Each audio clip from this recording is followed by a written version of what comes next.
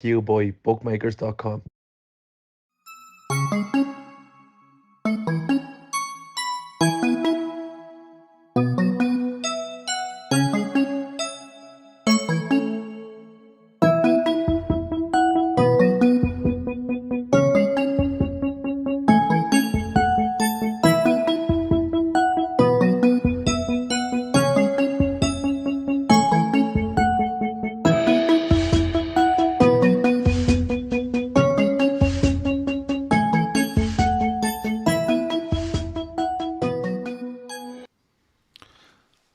Hello, good evening, and welcome to the LFC Daytrippers. I'm Gav, that's Dicko, that's P.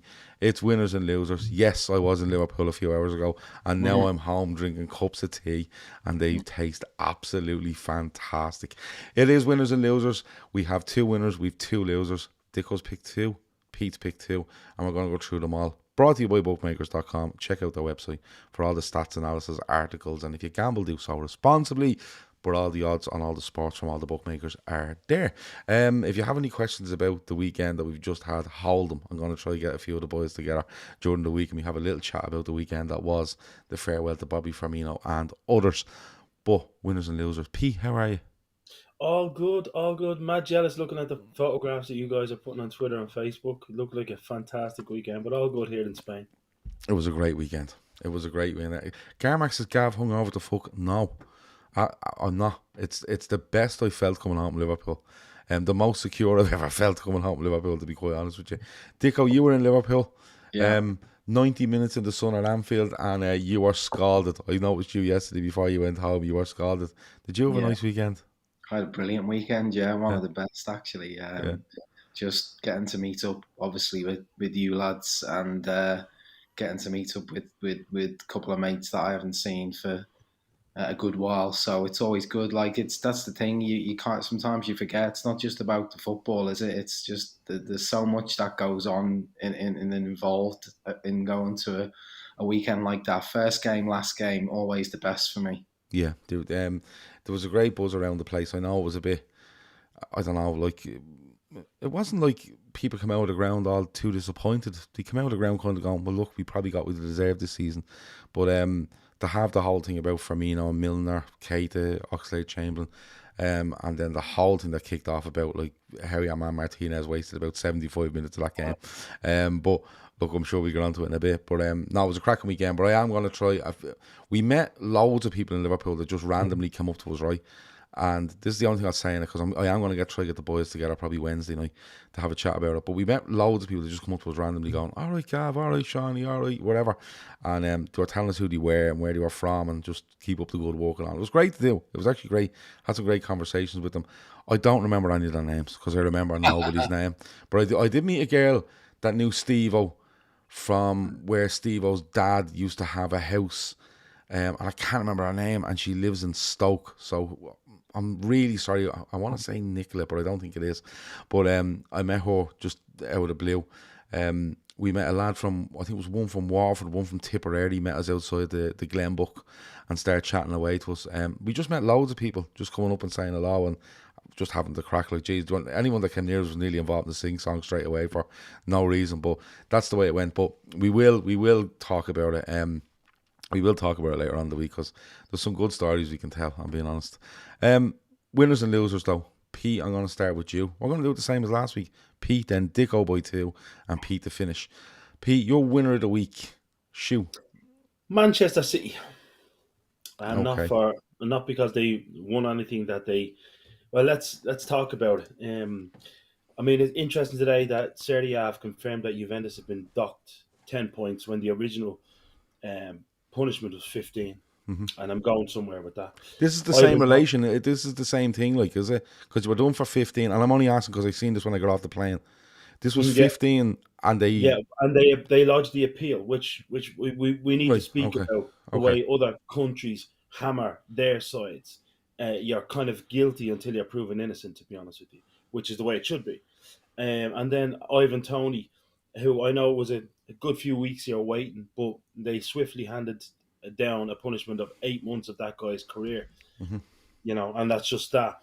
And the problem I have, if I'm being honest with you, there's talk now today of, it taken between 2 and 4 years to sort this. In the meantime, City will have racked up at least another 3 or 4 trophies, and they will have had the memories. I know they don't have anybody celebrating them, but they will have had the memories of that. And somebody might tell them in 5 years' time, listen, by the way, you're going to have to hand those over. They don't belong to you anymore.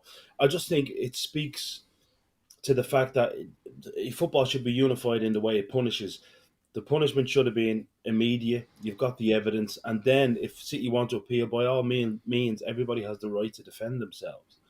But it should work from a position of you've lost something, not from a position of, oh, we can do what we want, we say what we want, and then if it's up to you to prove conclusively that we haven't done this. I mean, notably, City's only tactic seems to be delay tactic, similar to Donald Trump in the United States. Delay. For this very reason. I mean, I know that we're beating a drum here, but it needs to be said. It needs to be repeated. If you're innocent and you've got so-called irrefutable evidence that points towards your innocence, you're keen to get to that court and you're keen to show that evidence. All we've seen and all the football is seeing is delay tactics. And it's for that reason that I've said, because of all of this, because of the way the Premier League seems to be set up, the way accountability seems to be set up, that Manchester City are my winner of the week. Because let's face it, the president right now is set that you can do whatever you want. You can spend whatever you want. You can invent companies whatever you want. You can break whatever you want. And if you're sitting there with trophies, you get 80-90% of the media saying that, oh, but the football you're playing is magnificent. It's actually parody stuff. I mean, we'll talk about other things later on, but for me, I'm quite surprised that people aren't just saying, what is going on here? Can we just stop all this praise? We know where it's coming from, where it's going. Now, over to you. And by the way, I would lump Everton in with that as well, because somebody needs to deal with them. They've also broken the rules. So, What are you waiting for, guys? Okay. I have quite a bit to say on this, but I'll let Dicko go first. Dicko, some people are asking, what Man City winners of the week, are you mental? I think it's tongue in cheek the way Pete is making them the winner of the week. Chris Brack says just with regards to the Toney stuff and being dealt with swiftly, Chris Brack is right. The Toney ban has been coming for months, and he's sure the initial charge was probably pre-Christmas.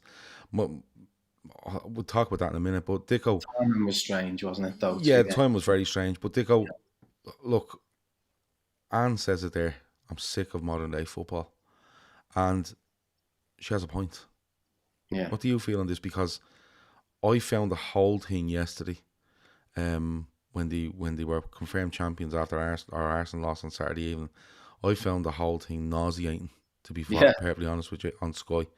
They just paid no attention to a massive relegation battle game that had something on it, and literally stood in the Etihad and waxed lyrical about Manchester City as a football club. What's your take on it? I mean, look, it hurts. It hurts a little bit less this season because we're not the sort of the next best team in the country, i.e. the sort of best team. As I seen a tweet yesterday listing the last 10 best teams in England, excluding cheats, as it was put on the tweet, which I thought was a good summary of it all. To be honest with you, it was a bit different for them this season, wasn't it? We've ran them very close on a number of occasions, taking it down to the last game. I was kind of made up, to be honest with you, that they won it the way they did. That they won it when they weren't on the pitch and so on. Because I always feel that's a little bit. I know that's ultimately how we clinched our league, but I do think it's always better and more exciting when you're doing it at the end of a game, you're clinching that league title. But then there was almost an inevitability, wasn't it, about the pathetic nature of yesterday? Like, it gave Sky a chance to kind of like put them back on that pedestal that they seem to be prepared to put them on, irrespective of the 115 charges that are hanging over them. Like, it's just it conveniently forget that the charges that are being sort of laid down there's a direct correlation as to why they are kind of the best team in the land. It's like they seem to think there's no like link between the two. Do you know what I mean? Like, almost if you had like say an Ivan Toney situation, it's like he did a misdeed, but it didn't have actually any impact on the outcome of any results to do with the club or whatever. So yeah, it's a really strange time, isn't it? Because we want to continue to be invested in supporting Liverpool because, as this weekend demonstrated, when you go over and you give that level of support to a team that ultimately is going to finish below expectations and finish fifth in the league, you want to continue to give all of that dedication and that same passion to your team, but at the same time, what's hanging over the whole of football right now is this really unsatisfactory situation with Manchester City, and also you've got the same potential lurking now with Newcastle in the years to come, and Newcastle having that blueprint almost as to what the pitfalls Manchester City have fallen into. They've almost kind of got a way to potentially navigate around that in the years to come, causing even more imbalance. So yeah, it's a bitter pill to swallow year in, year out. Chances are they win everything now ahead of them. They win the FA Cup, they win the Champions League. The Champions League's going to be another. I've said whether I cave in close to the time, but I don't have any interest in watching the Champions League final and watching the inevitability of Manchester City winning that, when we know that they had charges levelled against them, by UEFA, and they were incompetent and didn't get their act together to actually be able to punish them in a way that may have prevented them being in this position of winning a Champions League. So, look, I get it, tongue in cheek. They're winners because they just won the Premier League, but everything about Manchester City for me is loser material. To be honest with you, it comes now like anyone that's listened to me talk about Man City over the many years, it will come as no surprise of what I think of Manchester City, and I probably won't surprise an awful lot of people what I'm about to say, right? Just on the Ivan Toney thing, Chris Brack may be right, because I'm brutal with times, but he's charged, right? Now, the Premier League could have been looking at it and saying, we're looking into this and we're going to make sure it's absolutely, we're going to go with the letter of the law and find out every detail until we make a decision. But the timing of it is appalling. The timing of it is simply appalling. They imposed this ban with 2 games to go when Brentford have nothing to play for. You know what I mean? And not only that, they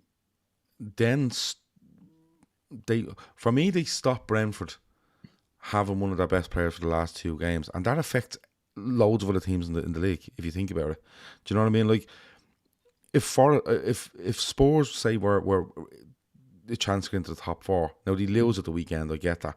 But the point is that they are making decisions, the timing of these decisions, that can affect clubs, seasons, when you think about it. If Spurs were in a real race for top 4 there and won that game at the weekend, people would be going, would Spurs have won it if Toney was playing? You know what I mean?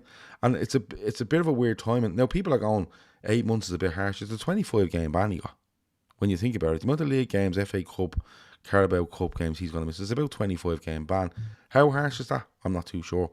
If the amount of charges that are there is mental when you consider, I think Daniel Sturridge had like maybe 10% of that, or if even less than. I think he ended up with like a couple of months, didn't he?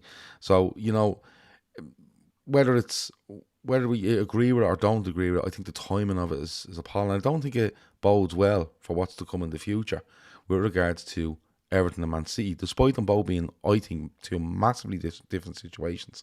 I've said about Everton before, I think the Premier League looked at Everton, and Everton said, COVID and the stadium, and they went, well, hold on, you want to be losing double the amount of everyone else on COVID for this to be real, but we can't really nail you on it. So Everton come out and said, we're working with the Premier League to sort this out. Everton are losing money all over the shop, like monstrous amounts of money. Now, they said they were working with the Premier League, and that was fine. And then I think they went and done something where the Premier League went, hold on, we're working with you here, now you've broken the fucking rules again. We have to charge you with it.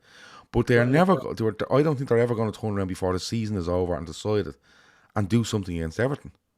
Right? They'll wait till the end of the season and then they might look at it, whether that's point deduction. And that's another thing. But I'm Man City. And it got me thinking about it because I was watching on Twitter about Pep as a genius. And I'm not saying Pep Guardiola is a bad manager. I'm not saying I'm not even saying I'm not even going to allow myself to say he's a good manager. I think he's a great manager. Right? But my thing about this is, if everything was even in the game of football and Man City were to live within the rules of everybody else, Pep Guardiola would not be the manager of Manchester City. It's as simple as that. Because he wouldn't go near them. Right? For all the money they have, I don't think he would have went near them. Okay? People are saying Man City have got their house in order over the last couple of years. That's absolutely fine. But we're not talking about the last couple of years. We're talking about 2009 to 2018. Or 2011 to 2018. Right? So we're talking about a period where, if these charges are true, Manchester City, right, inflated the amount of money they were getting, right, way above market value, where it was coming from, and in those 8 years put themselves in a position to now go and level themselves off, right, when they've jumped way ahead, okay, way ahead. It's a bit like constantly putting diesel in the car and going and going and going until someone else runs out of diesel, and then you still have diesel left to drive on and win the race. That's what it's like. And they are they've done this. The charges are against them. Now, don't get me wrong, Man City come along and say, you know, well, here it all is, and it turns out the charges are bullshit. I don't think they are, because the Premier League would want to be fools to bring all these charges against them and have nothing of substance behind them, all right? But why don't City just come out and say, listen, we'll meet you next week and we'll go through this tribunal. We'll go through it next week, right? They can't defend it. But that's the thing. And on top of that, rumours coming around that they're not happy at the fact that the guy that runs this ruling, or whatever you want to call it, committee, is an Arsenal fan. This is the Donald Trump. This is flooding the zone with shit. This is the Donald Trump tactic. But this is what I'm saying. Why did Man City come out and say, tell you what, you're charging us in February, okay? We want this done in the first week of June. We are ready with all the financial muscle we have and all the experts in law and everything. We can absolutely answer all these on the 1st of June. And we will go from the 1st until the 5th of June, Monday to Friday, and we will show you everything, and you will then realise that you're wrong. But they're not. 2 to 4 years? Are you fucking kidding me? The Premier League should be turning around now and going, listen, we've given you 6 months with all those charges, and we are going to this in whatever day it is, right? But it doesn't seem to be like that, okay? And the whole thing for me with Man City is, Man City, if these charges are true, right, have literally spent 7 years, okay, turning this game on its head to their advantage, manipulating a full, what we conceive to be, or we perceive to be, the best league in the world, manipulating that to the point where they are turning around in 2019, 20, 21 and going, well, look at our net spend over the last 3 years. Lads, this is not what we're talking about. It means fucking nothing.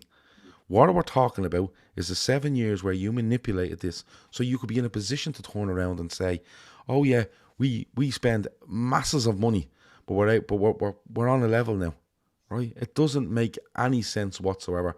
And yesterday, for the thing to come up constantly, Man City champions, and someone asked me there earlier, did you hear what Gary Neville said? No, I'm okay. I don't want to hear what fucking Gary Neville said. You don't believe me, because I couldn't believe what I was listening to. Well, listen, I don't want to know about it, because Gary Neville quite clearly wants his beloved Manchester United to be Manchester City, okay? And when he's realised that, he has to change his tune massively on Manchester City. And I don't want to hear what fucking Gary Neville says. I don't understand why anyone listens to him. But look, Man City is winners of the week. I know it's tongue-in-cheek, but I cannot for the life of me understand how anybody across these broadcasters doesn't stand on that pitch with the microphone in the Etihad and go, well, they've won the league, but do you know something? Those 115 charges still stand there. and it's actually a pity for the English game that we would, not that we have to stand here and celebrate it, but it's a pity that we can't celebrate it properly, or we can't celebrate this team properly, because we're actually not sure if they've set themselves up to win these 5 titles by what they've done before there in order to get themselves in a position to do so. If anybody in the world thinks that Manchester City can turn over more money than Liverpool, Manchester United, Real Madrid, Barcelona, they are off their fucking rocker. Right? It's a simple, they are off their rocker. I don't care how good you think you are, right? And they do not have the power to do that. And somehow they're saying they do. All right? But Man City, very tongue-in-cheek, it's going to go on forever. Well, It I'd shouldn't. love to know where the fear. I mean, the fear can't be purely financial. I mean, sure. I mean, there are other financial heavyweights in the Premier League. It can't be. Surely the Premier League has its legal act together, especially having the benefit of foresight, or rather hindsight, having seen how UEFA, as Dicko alluded to earlier on, completely balls it up by having no governance. UEFA's governance is set up to collect money in the form of fines. That's it. It's not. It was never set up to enforce any kind of punitive sanctions. It's just it's a money collection agency basically. It's a conglomerate. I mean, but the Premier League is different. You cannot appeal a punishment to CAS, for example, that the Premier League have handed down because it's self-governing. So the excuse to say that there is no governance there it's non-existent. I don't care if Lord Panic, who defended Boris Johnson, I mean, all of the signs are there, Gav. Their first go-to is the man basically who kept the QC, who kept Boris Johnson out of prison and in office. Lord Panic is known to be one of the most defensive, strategic, Queen's Counsel in the United Kingdom, and that's their go-to. That's who is representing Manchester City, because they have, like Boris Johnson, an indefensible position. So they want to build the defence based on what we would perceive as modern tactics. It's actually incredible. I mean, Anne made the point earlier. I'm sick of it. To be honest, I grew up like you two, thinking that the world was full of accountability. That cheaters never prosper, and all of this thing, and that good things come to good people. And it's just not the case. You can kick the can down the road as far as you, as hard as your boots can kick it. And Manchester City have big legal boots to kick the 4 years. It's 115 charges, but they're all cross related. There's nothing complicated in law. Yeah, there's nothing complicated in this kind of law, and these investigations went on for 4 previous years, based on I think almost a decade and a half's activity on Manchester. It just doesn't make any sense. And Like, you just have to wonder, though. You have to wonder why, what true appetite is there by the Premier League here, to well, I think the appetite. It's damaged their own, in some ways. But Dicko, you're right. I think you're right. By allowing it go on so long, and this is I think Gav is just about to make the point. By allowing it to go so long, they are in danger of damaging their own reputation and brand. But the problem is they allowed it to go on so long. And it'll expose so many failures on their part. Well, so be it. So be it. All they have to say is, look, it's taken so long because of the complicated nature. You must remember the people that we're dealing with. These are people that have built complicated networks in the Middle East that we didn't understand, because I know we have the internet and we have great relations, but there's still a lot that we don't. There's all sorts of excuses that you can use, Dicko, to say that we didn't understand how these guys were operating, but we understand now. It took us years to get to the bottom of it, but we're at the bottom of it now, and they're out. Simple. I think, like Tony Smith says, Man United have spent more on their team. Manchester United, they're a financial juggernaut and have been, because they actually set themselves up in the early 90s knowing the Premier League was coming. And they put into their infrastructure like Old Trafford and made sure they can get as many people in there as possible. They flogged themselves around the world because the Premier League, you see, the Football League was just people in the UK and Ireland really watching it, right? And genuinely, that's what it was. You get a big match on a Saturday, and it wasn't great. When the Premier League rocked in, they knew they were going to be all over this planet. and they made sure that Manchester United were the first team you knew about, wherever you were in that planet. That's how good they were at it. But United earn that money. They're on the stock exchange. They have to show what they earn. They have to show it, what they earn, right? It's like, a couple in the chat there saying the technicalities to get them off. I think there's two ways of looking at this. Like, when I look at it, like you're talking about you're talking about the Premier League and ruining their own kind of sabotage. Yeah, they're sabotaging their own product, right? But you see, I think that's a generational thing. I think if you're maybe 25 years and older, you will probably sit down and go, like, this is madness. Do you know what I mean? Like, you can see what's going on. You can see, like, if Man City turned up in 2008 and said, listen, we're putting an extra 100 million quid in every year, which they're allowed to do, you go, fine. But 100 million quid over the last 10 years probably gets you 2 players every season, right? But this was more than that, right? And people talking about net spends and all, like, there's so much more complications to it. But I think if you talk to someone under 25 or under 20, they don't give a fuck. They don't care. They support players now rather than teams.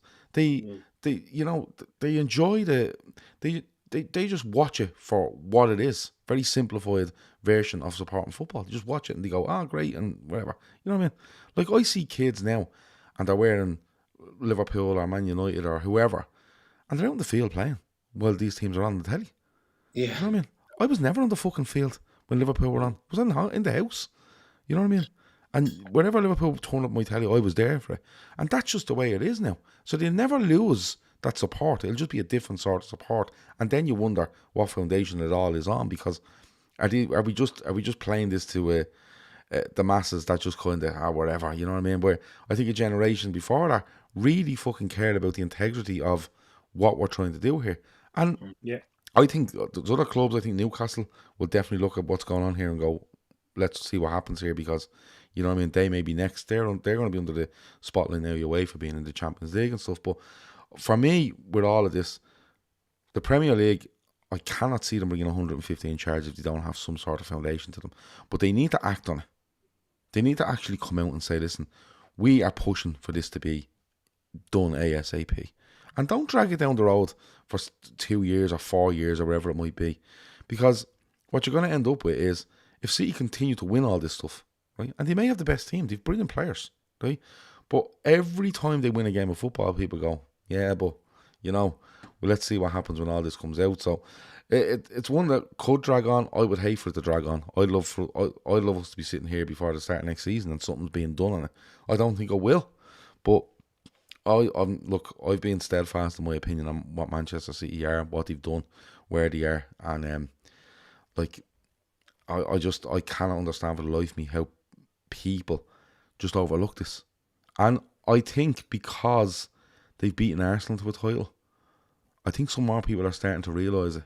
They were quite happy for City to beat Liverpool to a title. of course. But when they beat Arsenal to a title, I think if they beat Arsenal to a title and maybe say a Spurs next season, and dare I say it, and Manchester United, I think more and more people are going to go, hold on, this is ridiculous. Yeah, I think if the contenders start kind of change, like it's been head-to-head with Liverpool essentially for the last few years.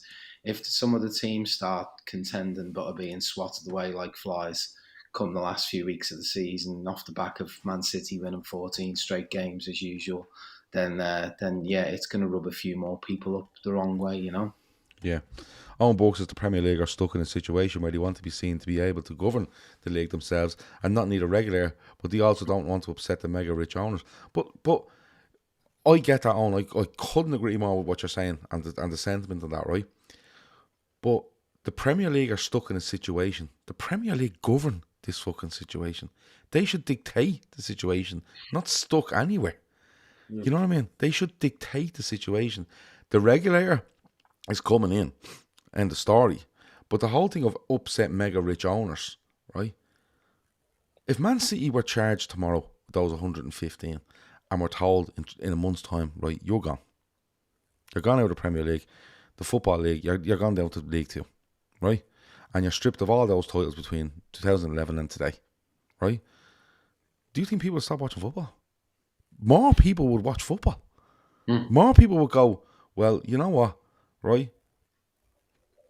maybe all these teams that were doing it right, and I include Manchester United in that because people think Manchester United are just terrible. They're not. They just don't make the right decisions. But the likes of United, Liverpool, whoever it might be, Arsenal, and they spend loads of money. These teams, don't get me wrong, but they spend loads of money because they have the ability to spend loads of money. Not that they make it up. Not that they make it up. And more people would actually watch football. And I remember Miguel Delaney talking about the difference between, and I didn't agree with him at the time, the difference between the big clubs and the small clubs, the gap's getting bigger and bigger and bigger. But, and if you agree with that, that's fine. But what about the gap between people that are manipulating the situation and people that are actually trying to do something? Surely that counts as well. You know what I mean? It's not just about the big guys and the little guys. And like, there's teams in the Premier League that get loads of money, but they never make as much as Liverpool. That's just a fact of life, right? That's not a fact. But Liverpool, all it takes is Liverpool to make some awful decisions and a team that has less money with them to make good decisions, right? And everything changes. You've seen it this season. Liverpool have made some awful decisions and they won't play where they want to play next season. Newcastle are nowhere near as big as Liverpool, don't earn as much as Liverpool. They're probably a conversation for another day, but they've made some really good decisions and they will play Champions League. And it can change like that. There's no problem. But the problem you will have is that it will stagnate a league if you have a team there and everybody else knows. Everybody else knows we're you know what I mean, we're pissing against the wind here. Like, we're just pissing against the wind. But look, we've done loads on that. Let's move on. Dicko, go on, give us a loser of the week. Stick the dagger into someone. You know me, I always love to bring it back to the relegation battle, don't I? Me too.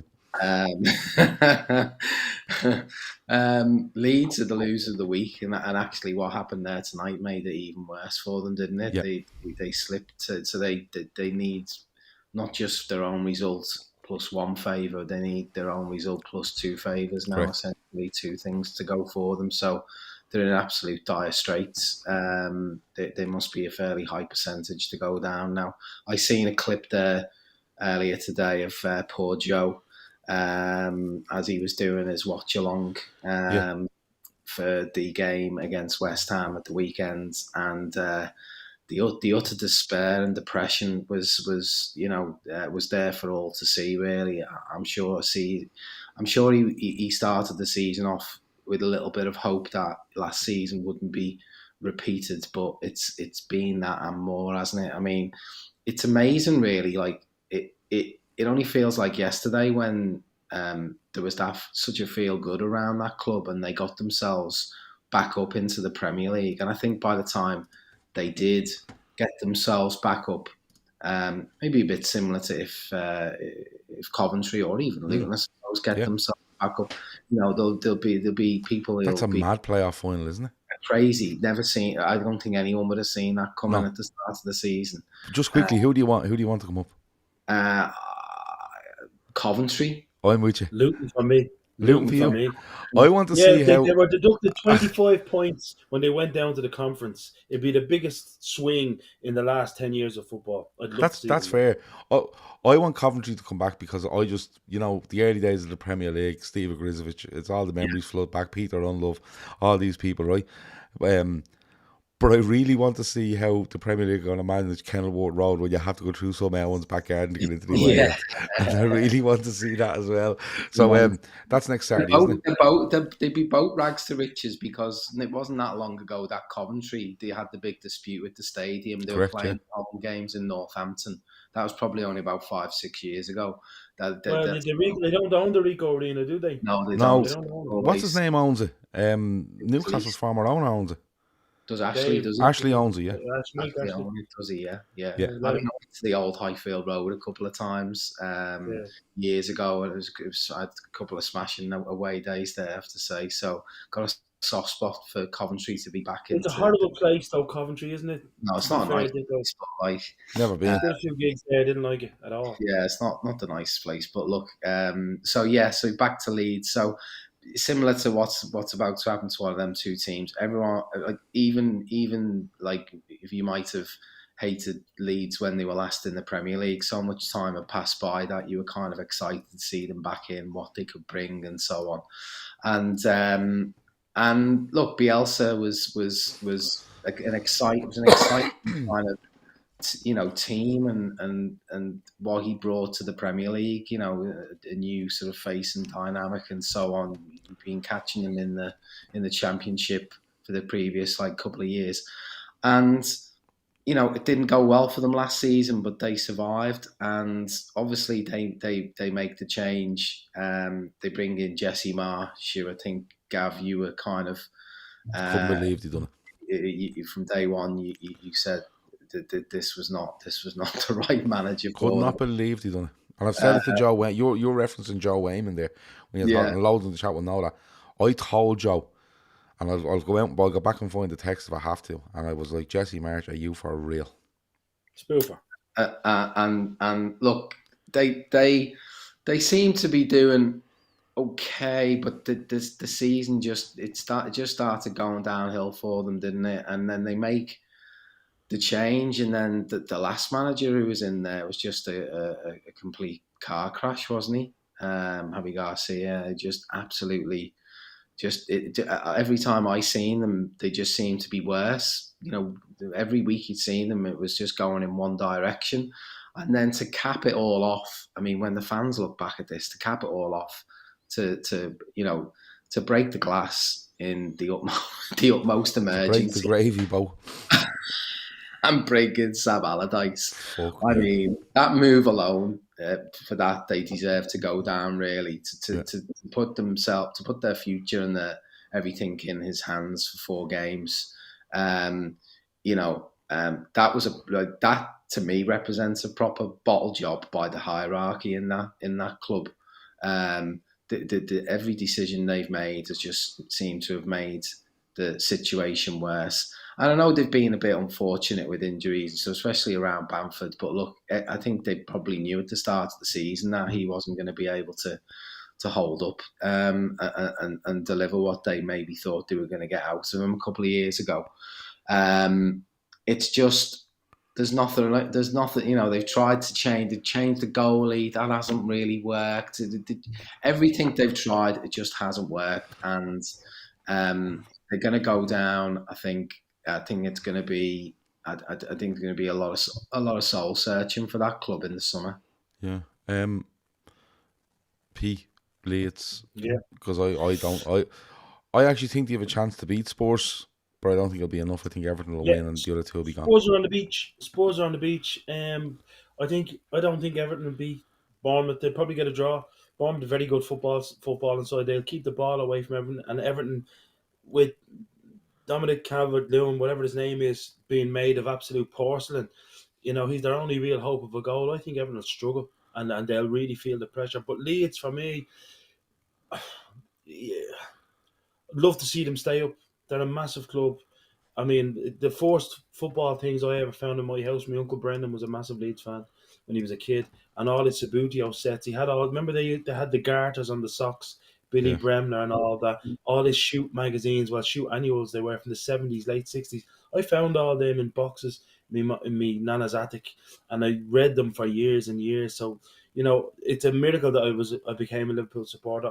But I always had a soft spot for Leeds, even though they're nasty. I've been to Ellen Road a few times. They're a nasty set of supporters, to be honest with you. But we won't go there tonight.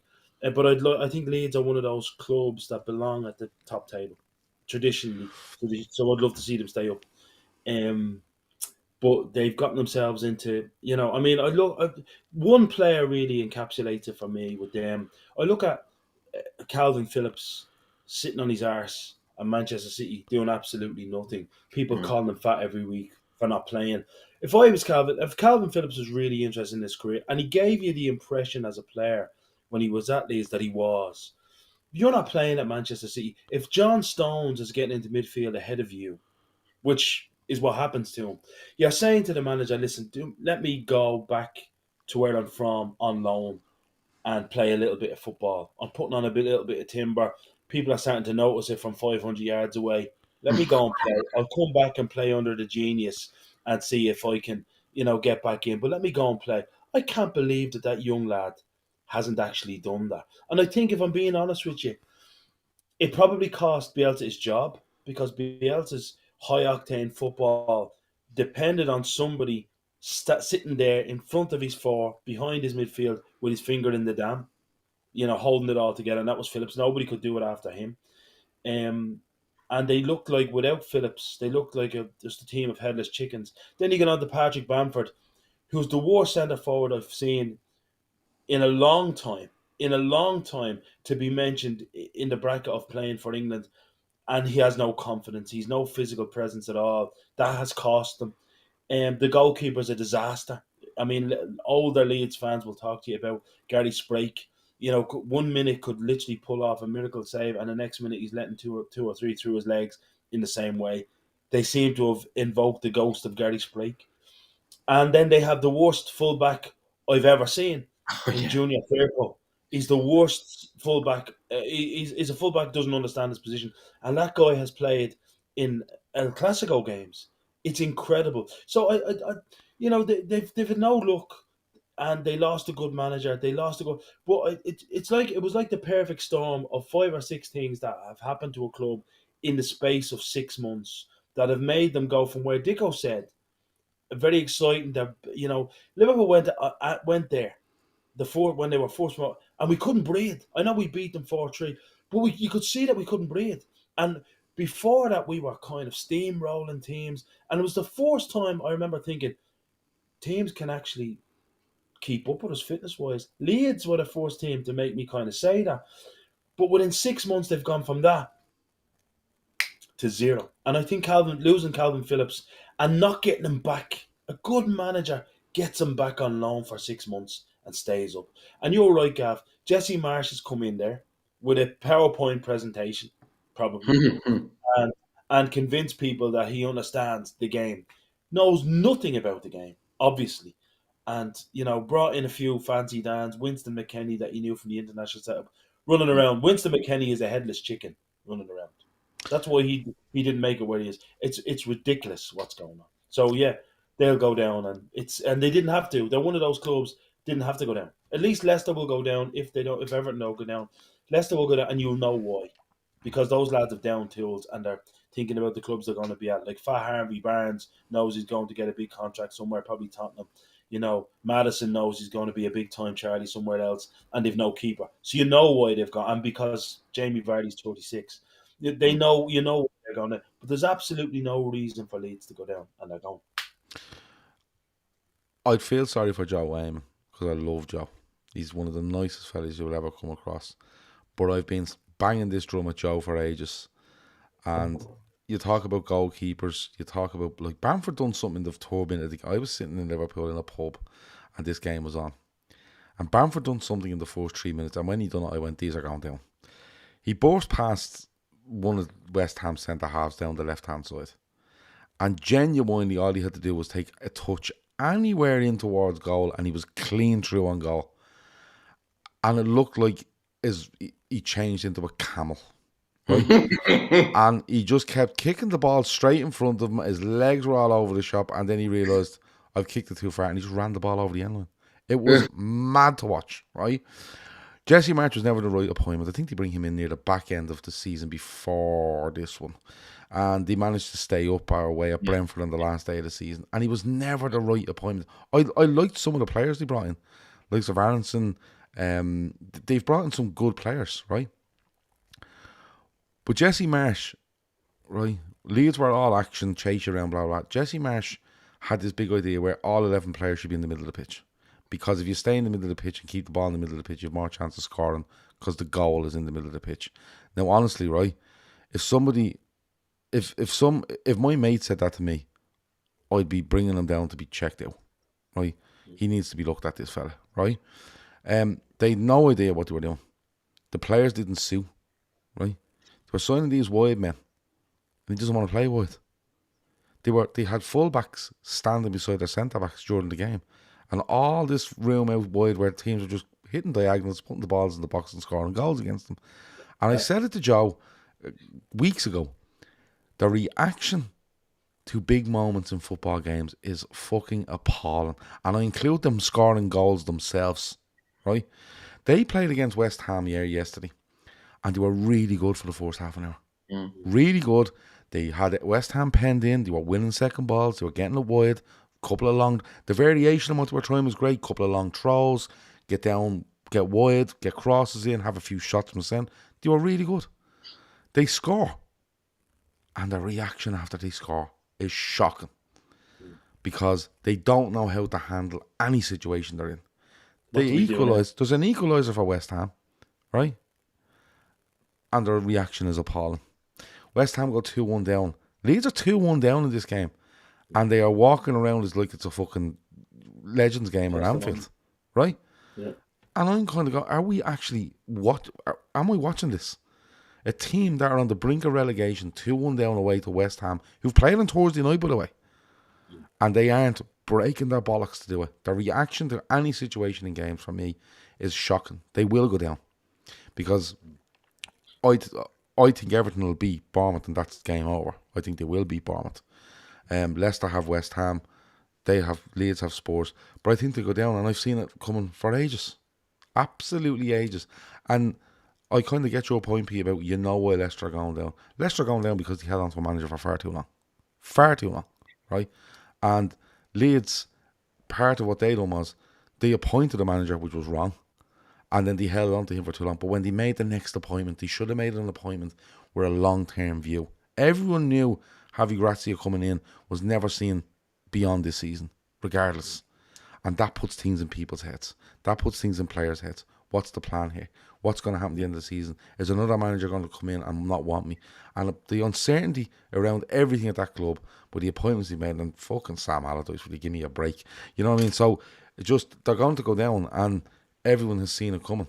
And there's loads of reasons for it, but I think the biggest reason is they cannot react to a situation in game, whether it's good, bad, or indifferent. And I think they go down.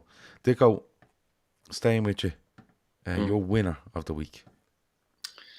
Well, the winner of the week, I mean, it couldn't be anyone else for me other than Bobby Firmino, really. I mean, there's been so much out there.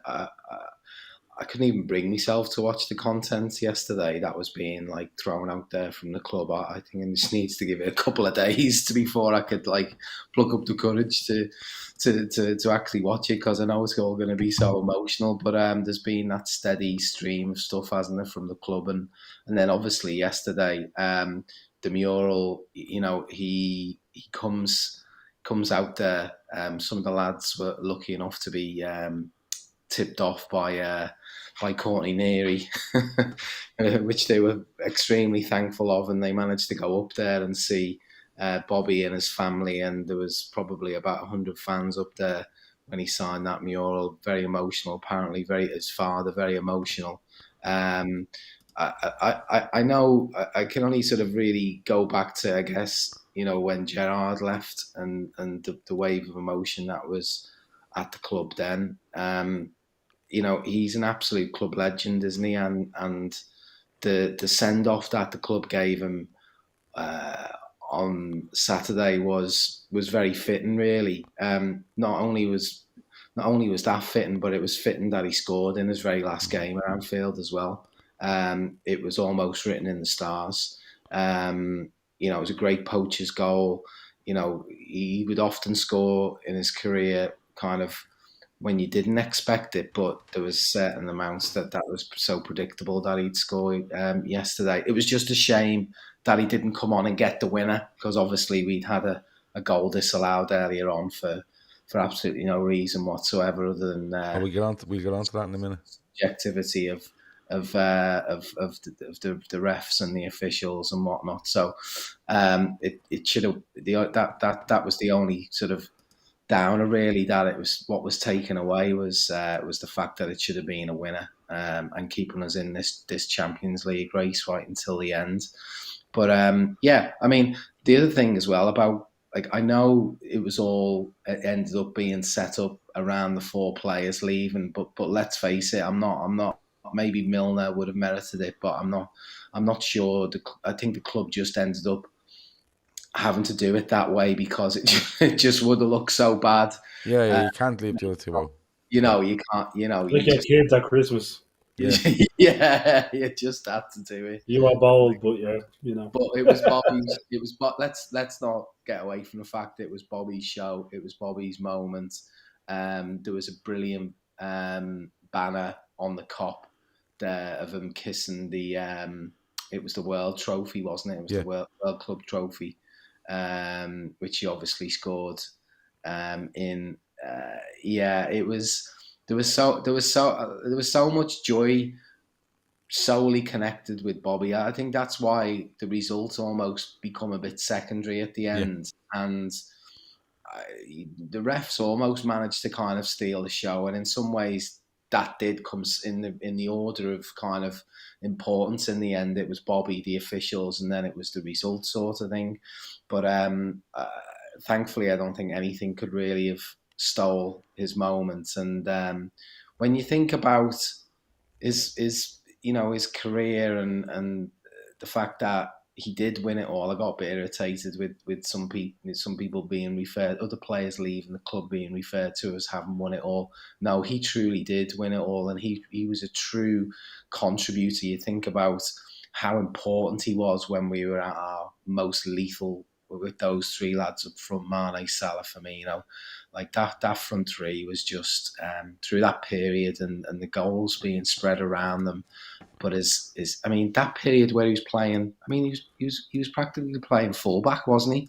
For a stretch of games, he'd be so all over the pitch. It was just crazy when he was at his peak. So yeah, he was the winner. He was the winner. He obviously gets one more last swan song.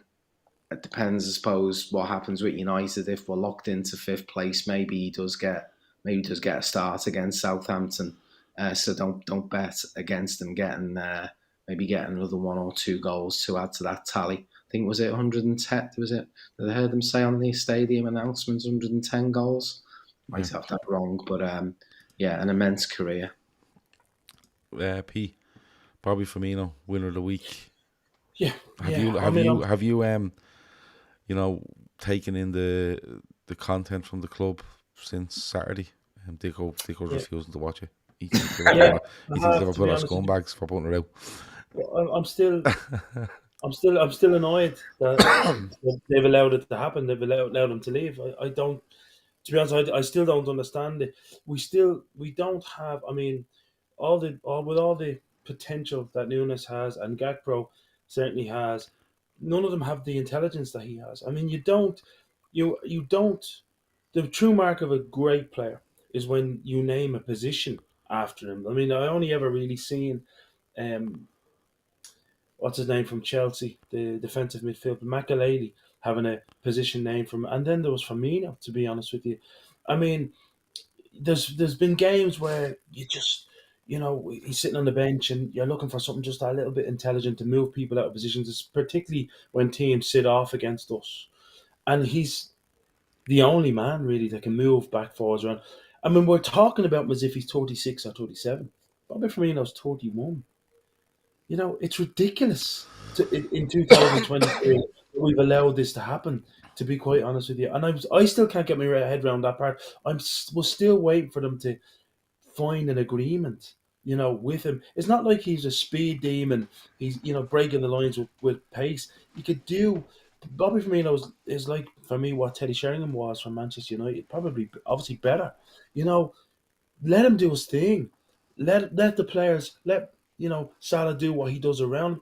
It's just a nonsense football decision to allow a player like that to go. And I know we should be celebrating, saying this is great, but I think it's a bad decision. This guy will go to Barcelona next year and he will look good and he will make a difference. I know where you're coming from, but if Liverpool are going to rejuvenate this squad, and it's all a numbers game, right? It's all a numbers game, and what I mean by that is the amount of players you have for each position. Okay, I think Liverpool. We talk about how many midfielders Liverpool need. Liverpool, you could probably argue, had 9 midfielders last season, central midfielders, and people are like, just sign another one, and Liverpool aren't going to do that. They feel 9 is enough. Now, I'm not saying they're good enough, but the number of 9 is enough, and we're not going to do 10 and 11. All right. And I think in this case, Firmino maybe has probably got the nod to say, look, you won't get as much game time next year. Like at 31, he probably has one big contract in him. Remember that? One more big contract and one more challenge somewhere, whether that's Italy, Spain, France, Germany, back to Brazil, wherever it might be. Well, the big contract will probably be in Europe, not so much Brazil. But I think you have to think of these players' aspirations. All right. Now, I really like Cody Gakpo. I think he's actually a very intelligent footballer. He's more intelligent than I think he's given credit for, and I think he's going to take that position in that mould from Bobby Firmino. Darwin Núñez is more of a on the shoulder, running off you sort of guy, right? And a bit like James Milner, where you know I want to play more football, wherever it might be. But the numbers game is there. And right now, I think one was always going to go from the forward line, especially after you signed Gakpo in January. And once we signed Gakpo, you knew what was going to happen with Roberto Firmino. Would I have kept him? Yes, if we didn't sign Cody Gakpo. But you have to move on at times. You just have to. And I think the player, you know, maybe did have an offer there and went, you know what, I'll probably only get 60% of the appearances I got this season. It's not enough for me. He needs to put his body through football for 3-4 more years and then say enough is enough. But that's probably a conversation for another night. On Bobby Firmino being the winner of the weekend, I've been in Anfield for goals being scored and it's mental. That was fucking loud on Saturday when he scored. Like, it was loud. It was like hysteria when he scored. You know, and you could see. But the only thing I want to say for him is, when he scores, right, I think it goes to his head. I think his head completely fucking goes. Because I don't see him in the game for the rest of the game. Because you can actually see the emotion starting to dawn on Bobby Firmino. When after he scores, you know, the kind of way. There's a good 9 minutes left. Yeah, the place was absolutely bouncing from early on, singing his song. And you know, I remember him getting up at one stage and going down the line towards the Anfield Road end, and the main stand just rose to him, like literally in unison, rose to him, going to do a few shuttles up and down, you know, the sort of way. Shawnee said to me at the weekend, they should have done one of those mosaics for Firmino. I said, you can't do it for Firmino and the other three boys are standing there. Do you know what I mean? I said, maybe, like, if it was only him leaving, you would have got that, like you got for Carragher, like you got for Gerrard. But you can't do one for Firmino with the other three going, and that's fair. I think the send-off he got was fantastic. So many stayed on the ground, sung his name. He got very emotional. And I think he took it all in. He stood there and took it all in. And I think he knew how much Liverpool fans love him. But I think he just, it was like he was sucking this in as it was happening. It was like, you know, like, this is a core memory that I need to take time to let my body kind of take in. And he was definitely doing that in front of the Kop. Definitely. Because he could have walked across that Kop and given it the big one and then went down, but he stood there.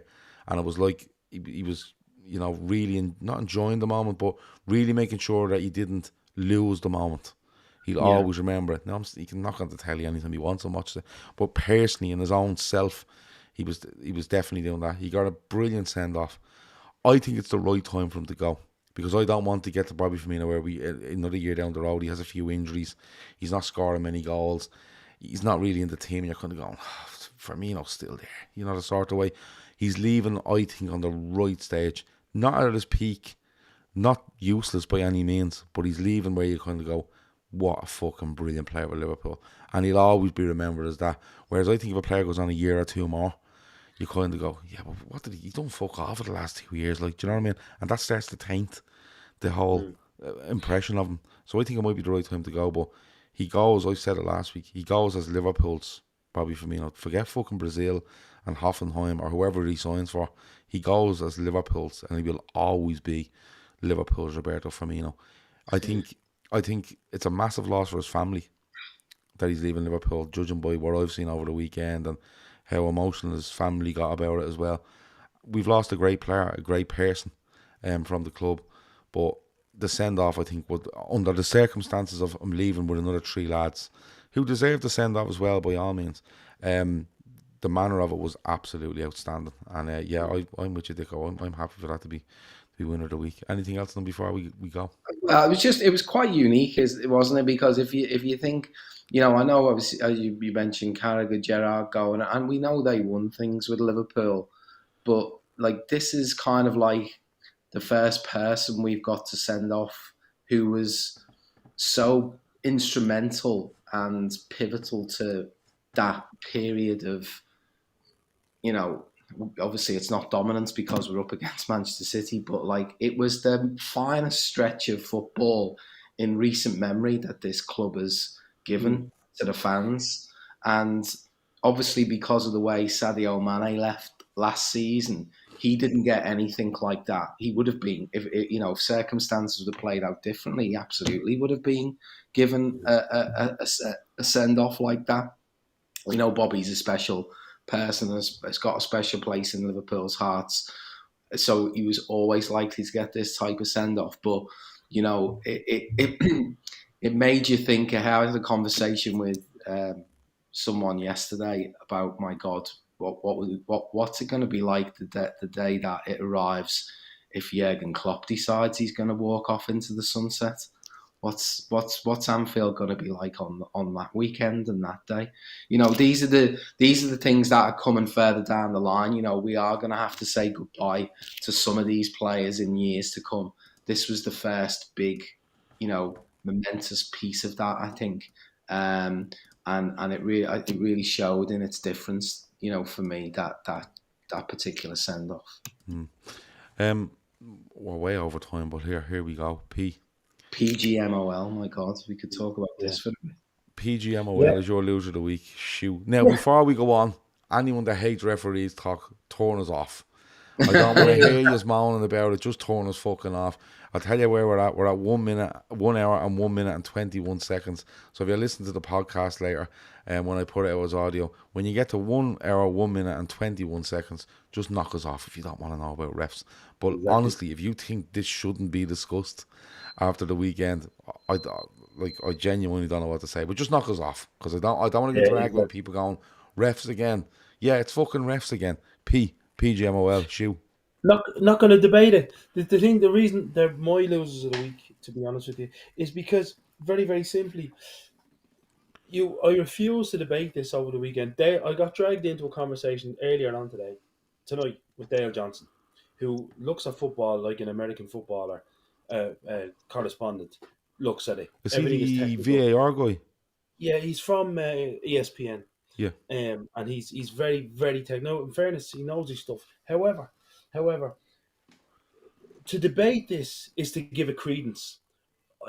I think when you debate the goal, you don't debate it on its merits. Debate it on the fact that we haven't seen a goal like that chalked off before. No. We haven't seen a referee run to the monitor, I don't think, for an offside decision like that before. And even the sending off, but rather than non-sending off. I mean, for me, let's not debate any of the things that happened. I prefer to look at it for what it was. Retribution, because Jurgen Klopp only got a game and a suspended game and a 75 grand fine. And the PGMOL are really pissed off. They can't vocalise it because it would suggest some sort of bias or personal grind, which is obvious. So they have taken the typical establishment position is, we're going to show you. Now, the danger I have with that is it gives the referees and the PGMOL a stake in the game, which they have brought upon themselves, which is that they are the great determiners of who gets what in terms of rewards and crisis, which puts us in a very, very dangerous position. It's a little bit like WWE wrestling. For though I won't spoil it for people, but anyone that thinks wrestling is real, has another thing coming to them. And we're starting to get that impression now from what's going on between not just Liverpool, a couple of other clubs, and the PGMOL, that there's a little bit of predetermination, and we're going to show you, to be honest with you. And I'm not even, let's not debate each incident on its merits. I don't want to talk about intentional touches. The only thing I'll say to that intentional touches is any player who's a defender and who's running into his own box, who doesn't have the intention to touch the ball, isn't defending in any sport that I've ever played. And conversely, Cody Gakpo looked like he'd gone through 3 rounds with a Bengal tiger.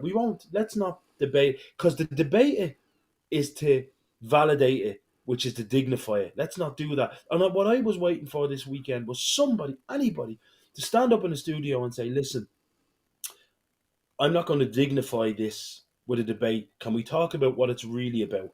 And that's a stance against Jurgen Klopp for the fact that he's gotten away with and hasn't gotten 10-game ban. I mean, as much as we decry some of the idiots that are in studios now, Gav, like Gabriel Bon Lahore, he's the only one that's being honest. He wanted Klopp to be banned for 15 games. But don't fool yourself into thinking that the PGMOL didn't want that. They're the losers of the week because they've shown their bellies to us. They've shown us that they want a stake in the game. They want to decide who the bad guys are, who the good guys are, and they're corrupting the game. And let's not debate the decisions. They're not up for debate. They happen 99 times out of 100 in other games. Let's not talk about it. Let's talk about what's really going on. And the referees want a determinate stake in football. Simple. In English football. Dicko, the PGMOL. Yeah, I mean, it's funny when you're at the game, you don't necessarily add all the pieces together, and obviously you come out and you sort of shaking your head at some of the stuff that you've just seen unfold in front of your eyes, and then you start connecting the dots, and you realise that this was the fourth official that Klopp got in the face of, and you start going, okay, that's not a coincidence then, is it? I mean, I remember thinking, again, just as these things unfold, I actually bumped into Shawnee at half time, and I said to him, "Who's that referee?" He said, "It's Craig Pawson," and I said, "Don't think it is." I couldn't tell who it was.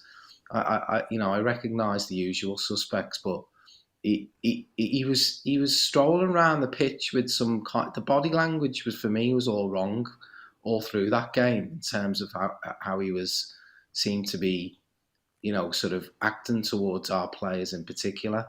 There just seemed something really off about it from the start, and it just seemed to get gradually worse and worse and worse. We know the whole kind of time wasting scenarios, and Martinez is one of the worst for it, and he got his inevitable yellow card, and I don't know whether that was supposed to make it look like they were doing something about time wasting, and yeah, they had 11 minutes on, and you can kind of just they give these little crumbs to maybe justify that. No, there's no one way agenda here, but all the big decisions there, from the disallowed goal to the potential red card to the penalty, all the big decisions, and it almost felt like there was also a bit, and for me, it felt like a bit of knife twisting going on, because we were getting these brief glimmers of hope that things were going to VAR, and they were immediately being stamped out in your face. Like it was just, it just felt so contrived. It was, when you look back at it, you just go, no, if something comes out in years to come, if tapes, if something's recorded further, that you would not be shocked to hear that, something really, really sort of fishy was going on there on Saturday. And what can you do? This is what, these things are nigh on impossible to prove, and that's why it will continue to happen for me. I think we're in this really bad position now where in most games it feels like, and I don't feel like this when I'm a neutral watching other games, I never seem to sit there thinking, Jesus, Newcastle are getting all the decisions, or, West Ham are getting all the decisions, but it just feels like the big decisions, or the kind of the 50-50s, play on if it's the opposition. If it's us, we're getting pulled back for a foul. Firmino didn't know whether he was coming or going on Saturday. As Pete says, some of this stuff doesn't even dignify sort of getting too deep into the conversation of it. It just feels rotten to the core right now. It's interesting because Klopp does a press conference after the game, and he's asked about I think it might be the Mings challenge and maybe the offside, and he completely tries to blank it and goes, like, lets it go over his head nearly. And I've been talking to Shani about this, and Shani was like, Gav, I know you want them to fight for your club, but like when you look at these people that they're up against, they will do things just to fucking annoy him, and we're not gonna come out good out of this. And I was saying to Shani, I love him doing it, and Shani's like, yeah, so do I, but it's not like he'll do it, he'll fight, and that's the end of the argument. This argument, he can't really win. He can't win because these are officials that are going to be there every week, right? And I kind of agree. Do you know what? Shawnee's right on that one. I'm wrong. And like he gets in the face of this fourth official, he gets the ban. He's not going to be there. Now, anyone in a position like Howard Webb, who's head of these referees now, turns around and says, "Look, I don't want any of those officials that were there that day at Anfield this weekend." And what did he do? They put this guy on the pitch as the referee. Now, I promise you, if Alex Ferguson was at Manchester United and this happened and Alex Ferguson was banned, that fella wouldn't be within 10 miles of fucking Old Trafford for the next 6 months, right? Now, it's interesting then that Liverpool actually just saying, we're just going to start writing to the PGMOL and we're going to tell everyone we're doing it. And I think that's going to be Liverpool's ploy now. Without getting upset, without getting animated, without getting in people's faces, they are going to publicly question the PGMOL every week. And you can agree whether it's right or wrong, but it's a much better way of doing it because it puts it out properly into a public forum where Liverpool are not aggressors in it. Jurgen Klopp is not an aggressor in it. They are simply asking for clarification on decisions that were made. The Henderson penalty at the weekend, or penalty show,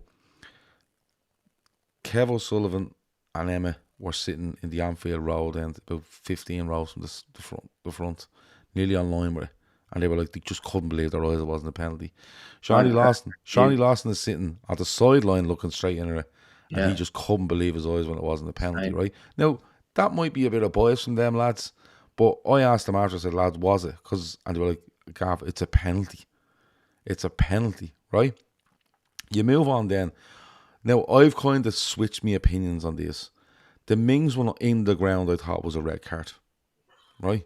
Because I think he gets the ball first, but his leg's going very high. And then I looked at it again and went, I'm not sure. I think it's one of those where if his knee was up near his chest, his own chest, and then he kicked out, you go great. But he's literally kicking a ball and his leg goes up in the air, right? And we've seen this with Jota the other week against Spurs and all the nonsense that went on around that. These things happen, right? I'm okay with that. I couldn't believe in the ground that the referee was going to make a decision on an offside call and was called to a monitor. And loads of people around me were like, hold on, don't they draw lines on the fucking pitch? Is he going over there to draw a line? Right? And the only thing after the game I was saying to the lads was maybe it was something to do with a touch that came back to Van Dijk and he had to make a decision, did the player mean or not? And we were talking about, do you remember Fabinho in the European Cup final? When it hits Fabinho and falls to Benzema and he scores, but it's disallowed because it wasn't a deliberate act, right? And I was saying to Shawnee today, and Shawnee thought I was winding up. I said, no, I think it's the right decision, Shawnee, because I think it just hits off him and falls to thing. But I've seen an angle tonight just before we come on. He makes a deliberate move, and we couldn't see it properly in the ground. The angle I was at, I was looking down on it, and I could just see a ball. There's heads everywhere when you're trying to look over people. And I just thought I hit somebody down, and I couldn't work out why it was disallowed. But I've looked at an angle there tonight on someone on Twitter put it up, and he makes a deliberate action to hit the ball. But then what happens then is that it was a reflex action, Gav. It was a reflex. It was like when a ball comes at a keeper and they just stick a hand out and they manage to. But you see, the ref is saying he's making an objective decision, right? But he's not making. I don't think he's making a decision on is it a deliberate movement or not. I think he actually goes further than that and says, is it deliberate movement by that part of the body? And I think that's way out of order. If I make a deliberate movement towards a ball, right, and it hits me on the calf or it hits me on the foot, I've made a deliberate movement at the ball. You can't decide as another human being, or he was going with that with his foot and hit his calf, so it doesn't really count. That doesn't Unless you make want sense. to, Gav. Unless you want to, and That that's the whole thing doesn't about make objectivity. sense. And one of the Yes, of angle I've course. seen tonight and the slow-mo of it, he makes a deliberate movement towards that ball to touch that ball. And All once day he's long. done that, it doesn't matter what part of his body it hits. Do you know what they've What added, happened Gav? to- As they've added as a scapegoat motion that it needs. Dale Johnson said to me that it needs to be deliberate and controlled. So by that notion, only back passes, for example, like what the idiot from Spurs did the other week, and played it into the path of Diogo Jota. No, it's rubbish. You make a motion towards it, like if you're stretching for a header, you flick it back, and someone is onside.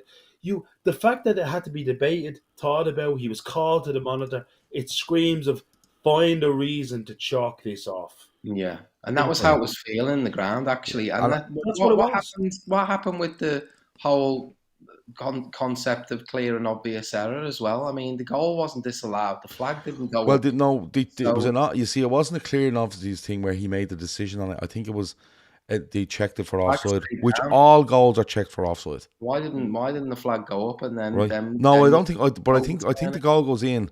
But every goal is checked for offside. Every one of them, whether the flag goes up or not, they're checked. We know that. But I think like the whole argument of it has to be a deliberate and controlled move. What happens if Consa tries to control that ball without moving on anything? He tries to control on his thigh and it falls to Van Dijk. That's now deliberate. It's controlled, but it's not a deliberate movement because you haven't moved. You're just letting it hit your thigh to control it. Yeah. You can It's- actually control a football without making any movement towards it, and it can be controlled. And I just, from the angle, I'm going back on me. I'm actually going against myself, and I was actually telling myself you're wrong on that one because he makes a deliberate movement towards the ball. Where it hits him is immaterial. That's his job, Gav, in the 6-yard box. Listen, like I said, you have to be of the mindset, I want to chalk this off, to find a reason to chalk that. Once there's a touch, someone's moved towards, you've stuck your leg out, you have to be thinking, is there an opportunity for me to chalk this goal off? It's a mindset, Gav, with them, and that's the mindset that they've gone into the game with, and it's clear and obvious. But that's why I refuse to debate. Even I said to Dale Johnson, I said this. It's not even what you're saying doesn't even merit an answer. What I prefer that you talk about, Dale, is the reasons why the officials have gone into this game with this mindset. Well, 'Cause Ashley it's L says clear. That's the clear and obvious part.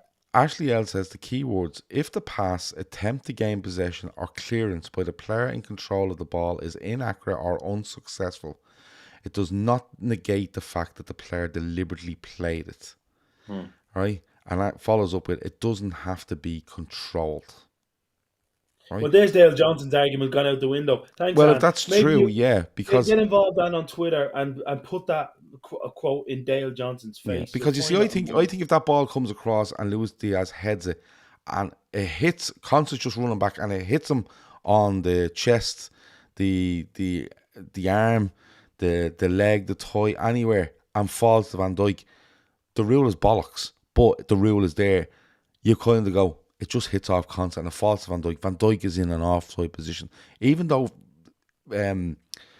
Luis Diaz is heading it backwards. Really, right? The rule states that, when he heads that, if Van Dijk's in an offside position and it falls off a defender to him who hasn't intentionally hit the ball, I'd be fine with that. But that ball is headed and he lifts that leg to try get something on it. It's a reaction. It's a All right? reaction. But the gas thing is, like, if you actually go by the thinking behind it, Consa could actually turn around and go, well, you can't give that goal because I tried to hit it with my foot, mate, and it actually hit me on the knee. So it wasn't controlled, and, I was going with my foot. So it wasn't really a deliberate action because I tried with my foot, but actually hit something else. Do you know what I'm saying? It'd be like fucking someone crossing the ball in, right? You go to head it, right? And it hits your shoulder and goes in, which we see loads of times. Players actually score with their shoulders, right? And they're going, no, there's no goal. Because the goal stands, but you don't get it because you didn't head it. It wasn't a deliberate movement. It just happened to hit you, so it's not a goal. That's actually, if you actually think of it and break it down. But I know people get annoyed when we talk about ref stuff, but we have to discuss this. It's part of the game. And as much as we're talking about Man City early in this show about the financial regulations, the charges and stuff like that, and it'll go on and on and on. When this continues to happen, you have to continue to talk about it. You have to continue to shine a light on it, discuss it. I've already told you I think I'm right on one and I'm wrong on another. I'm possibly wrong on both, actually, when I think about it and the conversation I had with Shawnee. But you have to keep talking about it. What do we do? Just turn around and go, yeah, we all know that's right. Come on. You know what I mean? Yet we have to do something what about they it. want you to say, Gav, it's debatable, and that's what football's about. No, and that's why I was just waiting for someone to say, I refuse to debate this. It's because it's not incompetence, it's deliberate. Do you know what I mean? A Yeah. debate is when something. This wasn't incompetence at the weekend. What we saw, whether you were there or not, whether you watched on television like I was a concerted and planned effort, basically to manipulate a game in such a way. Whether if it's a television company that's involved, it's to get a rise out of Klopp because he's sitting in the stands and to get those good ratings going. If it's the officials, it's for pure retribution. That's why I refuse to debate anyone. Let's take them, face value. No, it's not face. This was you could see the mindset. As Dicko said earlier, all of the VAR checks lasted about 8 seconds. It's like they were programmed. Do you know what I mean? We have to do them. Oh, with no penalty. And it was like 8-9 seconds. For me, that was a pattern. It was a pattern, and it's pure retribution. I'm not paranoid. I'm not usually one of those people. You win some, you lose some. However, when some believe your own eyes when you see it. Yeah. Believe and that's what and by the way, that's what these are counting on. This is what the PGMOL are counting on. That it's just basically paranoia that how ludicrous and outrageous is a fan base to be accused. But do you know what, Dicko? Honest, I'm sorry to cut across you. I'll genuinely do a show once a week, and if people want to bring their clips and tell me the clips they want me to look at, and I look at it from a non-Liverpool point of view because I love talking about non-Liverpool stuff. And if they want, I'll do it every week and show you it's not a bias and a paranoia. This is incompetence. Like somebody asked earlier, and I kept it here, right? I want to read some out to you. Bejan says, have you seen the challenge from the game tonight? This is Bruno Gomes, I think, on the Leicester player. Like he's right up under his knee with stud showing. And Newcastle are incensed that the guy gets a yellow card. You know what I mean? There's a few more bits I want to read out because I don't want to miss them, right? Michael Murphy says, and I have it here, he actually swings his leg at it and it hits his knee. He got his clearance wrong, but it was a deliberate action to clear the ball. Albert says, I was at Anfield and couldn't believe what the ref did. I just could not believe it. Why did the PGMOL send John Brooks to go and referee that match? Well, that's the question, isn't it? Emma says, in addition, IFAB provides these indicators as to when a player deliberately played the ball. The ball had travelled from distance and the players had a clear view of it. Okay, so he did have a clear view of it. He makes a deliberate move towards it and it falls to Van Dijk, who hits it back inside. Gakpo gets it and scores. So you're literally down to now, I think he might have been trying with his foot but it hit his knee, so that's not deliberate. That's not what it is. That's not the rule. It's a deliberate move towards the ball. Do you know what I mean? It's a deliberate move towards the ball. And I just think Emma says the ball was not moving quickly. The direction of the ball was not unexpected. The player had time to coordinate their body movement. A ball moving on the ground is easier to play than a ball in the air, right? It's just, I just think it's a madman. But I think if Liverpool are going to go down the route where they just continuously write letters to the PGMOL and question. Yeah. That's probably the best way to go, because then we're not, but then we're not distracted with the smoke screen of, well, Klopp had to go with him. It's all about fucking Klopp having to go with him. Lock him up, fucking give him 5 years in prison while these sit in the grey area and get away with it. Where if Klopp just goes, I'm not answering any questions on that because we're writing another letter on Monday morning. Yeah, simple. Exactly. Nobody can open that mouth one. And that's probably the best way to go. But I would much prefer not talk about incompetence, because this wasn't. I would say the referee and the VAR were very competent on Saturday. They knew exactly what they were doing. So let's not let it fall into incompetence, because that's another excuse. Oh, we're human error, and incompetence happens.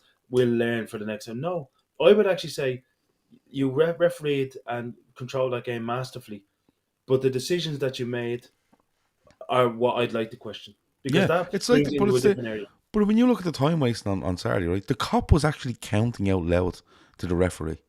The cop were counting out loud how long that. I actually at one stage in the second half, standing in the cop, took out my phone, put the stopwatch ready on, right? And when Martinez caught the ball at one stage, I clicked it. Do you know how long he had the ball in his hands? 30 seconds maybe. 24.6 seconds he had the ball in his hands at one stage. Now, the lads were fuming after, saying, what do you do? Like, they gave me yellow, he's never going to give me another yellow. I tell you what you do. You give me yellow. But you see, what the referee was doing was, the referee was watching him, then turning around, right? And running away, and then turning around again to look back at him like he was resetting himself. Yeah, right? reset. And then he eventually gives him on around 86 minutes, he lashes him with the yellow card. And the lads were like, but he was never going to give him a second yellow. Don't. The next time he does it, count the fucking 6 or 7 in your head, or 8. And if it goes beyond that, you just blow the whistle. Martinez, fuck off, wait, that's an indirect free kick from the 18-yard line, or the 16 yards, or 50. And just keep doing it.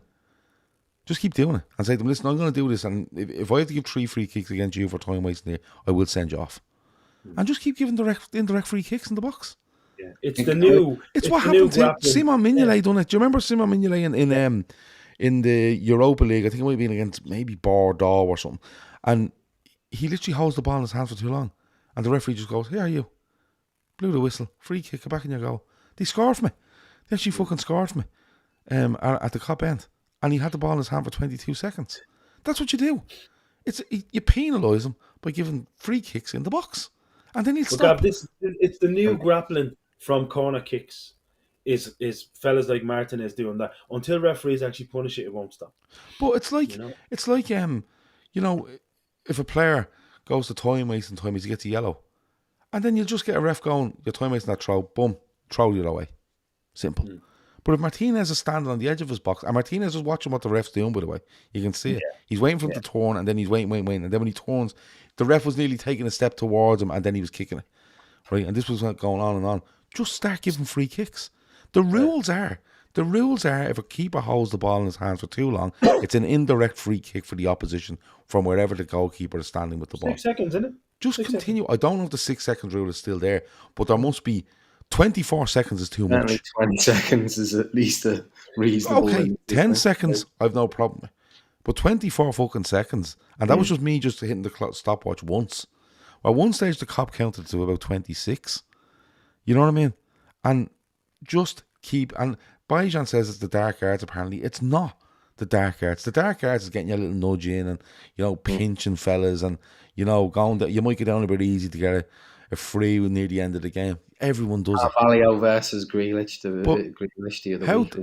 It's only dark arts if everyone's blind. This guy's standing in the middle of Anfield with a ball in his hand where the game is meant to be played, and he's standing for 25 seconds at a time. But again, they would probably counter-argue, they did give Martinez the yellow card. They actually, at one stage, there was a defender who goes towards Martinez to take a kick, and then he sort of backs away, and he cards him, even though it's Martinez who's still technically in possession of the ball. They booked Conte near the end as well. Yeah, just tokenism and then obviously you do get a lot of added time, but that was justified. I mean, there was so many players. But this went on during the added time. The trainers coming on the pitch all the time. It was constant. But you see, the funny thing is, right, people go on, well, you got the added time at the end. But that's not it. The game becomes so disjointed by what's going on here that it just continued to be disjointed for the 10, 11 minutes that went on after that. And every time the ball went dead, this guy was picking the ball up, taking for ages, going across here, going across there. And it was just 11 minutes of what you've seen for the previous 90. And that doesn't make any benefit to anyone. I'd rather if you just went, you're booked. I'm not adding any injury time on here. You not throwing the ball in, you're booked. You didn't throw it in again, right? The throw's for Liverpool. And if Liverpool done that, I'd expect it to happen. But it won't. We just keep going on. And I'll be giving out to you for talking about referees every week. But I'll just I'll just give fair warning. Anytime I'm going to talk about referees in this channel, I was going to tell people one of these days, somebody is going to go through Martinez for a shortcut. Some centre forward's just going to have enough and absolutely crease him in half. And I will be there with my popcorn, waiting for. If ever, I wouldn't wish an injury on anyone but him. I'd love to see him out for 6 to 8 weeks with a severely damaged ankle. Love to see it. Someone's going to do it. He's winding too many fellas up now at this stage. Well, look, I think, there was issues there the weekend. But having said that, Liverpool didn't deserve to win the game. After all that, Liverpool didn't deserve to win the game. And that's probably where people are going on about all the bias and stuff. Honestly, I came out of that ground and went, they never deserved to win. Even with all that mess that went on, they weren't good enough, they weren't quick enough, they hadn't got the legs in midfield. We'll get to that another day. They didn't have the creativity. And they didn't deserve to win, but you still have to point out the points that happened during the game. You know what I mean? You just have But to. who knows? I mean, like that. You know, that tide was that. I think that tide was turned, and if that Gakpo goal stands, I think we do go on and win. Yeah, we probably do go on and win it. I mean, I had a different feeling when the previous game I was at Anfield for the Arsenal game. I didn't necessarily think that way. If Salah scores the penalty, I actually, just the way the game was going, I just actually think Arsenal might have come again in that game in a strange way. But I was convinced if that Gakpo goal stands, we go on and win that game 2 or 3-1. Maybe we do, but I just think overall, I don't think we deserve to win the game. That's just my feeling on it. I just didn't. I just think there was too many players didn't show up. The urgency wasn't there. There wasn't an urgency there. I think you're dead right. Look, we've gone way over time, an hour and 30, but I've really enjoyed it. And tune in next Monday for 40 minutes of what happened between fucking Altrincham and Cheltenham, and we're going to talk about the referee. But no, I think I'm going to do a show next season. Tune in every Monday night from 8, where Gav just goes through refereeing decisions and tell you how bad they are. Some other fucker's going to listen now and rob that, aren't he? Anyway. Gavin Gallagher. Yeah, Gav Gallagher. Gav Walton. Actually, Peter Walton said he would have given the guy. Peter Walton's off the bleeding rocker, in fairness to him. He wouldn't have. He wouldn't have said that if BT were covering it live, because Peter likes to be with the refs. But did he not? Was there not a clip up there where they were watching, on the BT score show, and he did go to Peter Walton? He was like, "Oh no, that's a goal. That'll be grand." Yeah. And then it comes back and they're like, "No, they've disallowed it here," and he's like, "Oh, Jesus, right, okay, You're bleeding spill by you. Anyway, look, that has been Winners and Losers. Thanks a million to Pete, thanks a million to Dicko, thanks a million to everyone in the chat. The rest of the week, I haven't a clue, lads. I'm going to be honest with you. I haven't a brace. I'm going to try to get the lads on and talk about how good a weekend we have. And good a weekend we had, what we got up to, because loads of people were asking. We may do that. We're definitely going to do, we might look up a little bit around transfers this week, and we'll walk up towards the last day of the season. And then when the summer comes, it'll all be quizzes and fucking all the messing that goes on during the summer, loads of transfer stuff, and we go from there. The link is in the description for our charity. If you can donate, please do. If you can't, share it amongst your friends, your family, your colleagues. We have got a couple of slots left for sponsorship. We're down to about 6 or 7 slots left. So if you know anybody that would like to sponsor for €100 or €150, please get on to us in any way you can. But LFCDaytrippers@gmail.com, and we look after it as quickly as we can. If we fill all that sponsorship out, it makes a massive difference to the total we can raise for breast cancer research. So LFCDaytrippers@gmail.com if you can with that. Like I said, thanks to P, thanks to Dicko. I want to have another cup of tea. Jay, you go away for a few days until you haven't had a cup of tea in about 3 years, don't you? But that has been Winners and Losers. We will talk to you a bit over now.